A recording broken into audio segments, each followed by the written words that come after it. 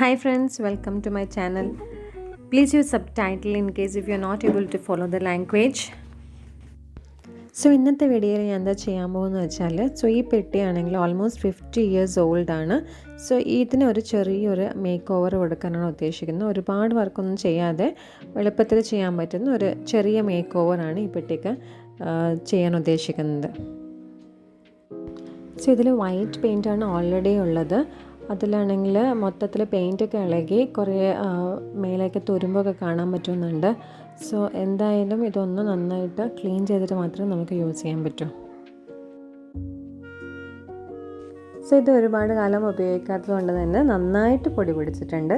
നമുക്കിത് ഫസ്റ്റ് ഒന്ന് ക്ലീൻ ചെയ്യണം.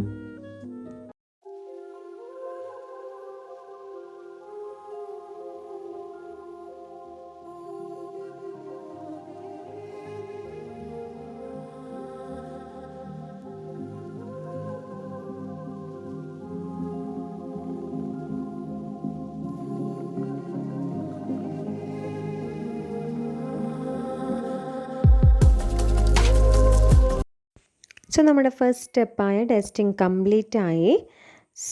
Next is sanding.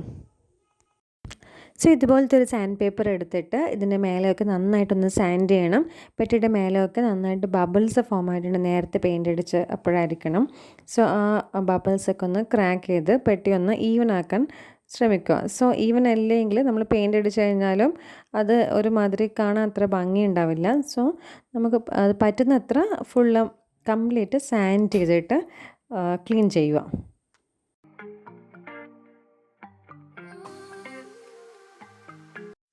എൻ്റെ സാൻഡിങ് കംപ്ലീറ്റ് ആയി. ഇപ്പോൾ എങ്ങനെയാണുള്ളത് ഈ പെട്ടിയുടെ അവസ്ഥ?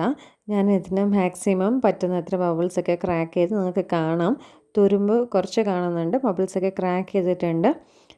ഇങ്ങനെയാണുള്ളത്. നെക്സ്റ്റ് നമ്മൾ എന്താ ചെയ്യാന്ന് വെച്ചാൽ ഏഷ്യൻ പെയിൻറ്റ്സിൻ്റെ ഇനാമൽ ഗ്ലോസ് പെയിൻറ്റാണ് ഞാൻ ചൂസ് ചെയ്തിട്ടുള്ളത്. റെഡ് കളറ് ഇതാണ് ഞാൻ ഇതിൽ യൂസ് ചെയ്യാൻ പോകുന്നത്. യൂഷ്വലി നമ്മൾ ഫസ്റ്റ് പ്രൈമർ അടിച്ചിട്ടാണ് പെട്ടി പെയിൻറ്റിങ് തുടങ്ങുക. അത്ര കഷ്ടപ്പെടാൻ പറ്റാത്തത് കൊണ്ട് ഞാനത് ഡയറക്റ്റ് പെട്ടിയിലേക്ക് അടിക്കാൻ പോവാണ്. അങ്ങനെ ചെയ്താൽ എന്താണ് പ്രശ്നമെന്ന് ഞാൻ കാണിച്ചു തരാം.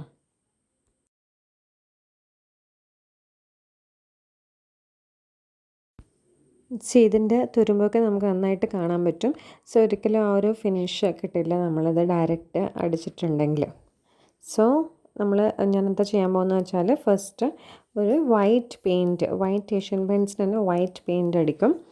പ്രൈമർ എൻ്റെ കയ്യിൽ തലക്കാലത്ത് ഇല്ലാത്തതുകൊണ്ട് ഞാൻ വൈറ്റ് പെയിൻറ്റാണ് യൂസ് ചെയ്യുന്നത്. 1 കോട്ട് ഓഫ് ഈ വൈറ്റ് പെയിൻറ്റ് കൊടുക്കാൻ പോവുകയാണ്. അതിനുശേഷം നമ്മൾ റെഡ് പെയിൻറ്റ് കൊടുക്കും. 1 കോട്ട് ഓഫ് വൈറ്റ് പെയിൻറ്റ് അടിക്കാൻ പോവുകയാണ്. വളരെ തിന്നായിട്ട് അടിച്ചാൽ മതി. കാരണം ഒരുപാട് തിക്കാണെങ്കിൽ പെയിൻറ്റ് അങ്ങനെ തന്നെ ഇളകി വരും.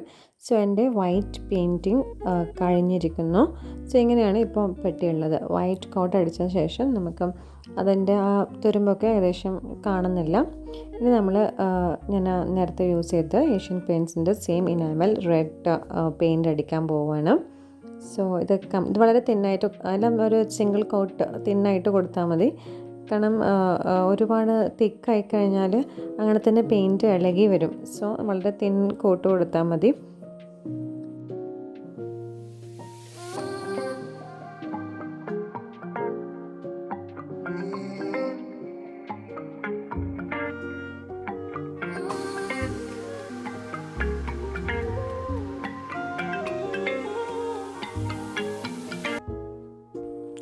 ഇനി ഞാനിതിൽ ഒരു പേൾ മെറ്റാലിക് ഗോൾഡൻ കളർ വെച്ചിട്ട് ഒരു സ്റ്റെൻസിലിൻ്റെ സഹായത്തോടെ ഒരു ചെറിയൊരു ഡിസൈൻ ഈ പെട്ടിയുടെ മേലെ കൊടുക്കുവാണ്. സ്റ്റെൻസിൽ നമ്മൾ സ്റ്റഡിയായി വെച്ചിട്ട് ഇത് ഒരു സ്പഞ്ച് വെച്ച് നന്നായിട്ടൊന്ന് പ്രസ് ചെയ്തിട്ടാണ് സ്റ്റെൻസിലിങ് ചെയ്യുക. ഗോൾഡ് കളർ വെച്ചിട്ട് മേലെ ചെറിയൊരു ഡിസൈൻ കൊടുക്കുവാണ്.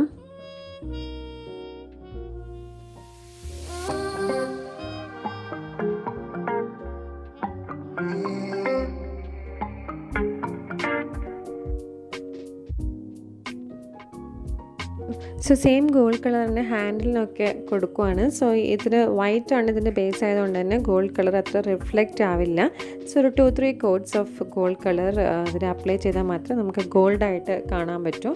സോ അതിന് എല്ലാ ഹാൻഡിൽസിനും ഗോൾഡ് അപ്ലൈ ചെയ്യണം.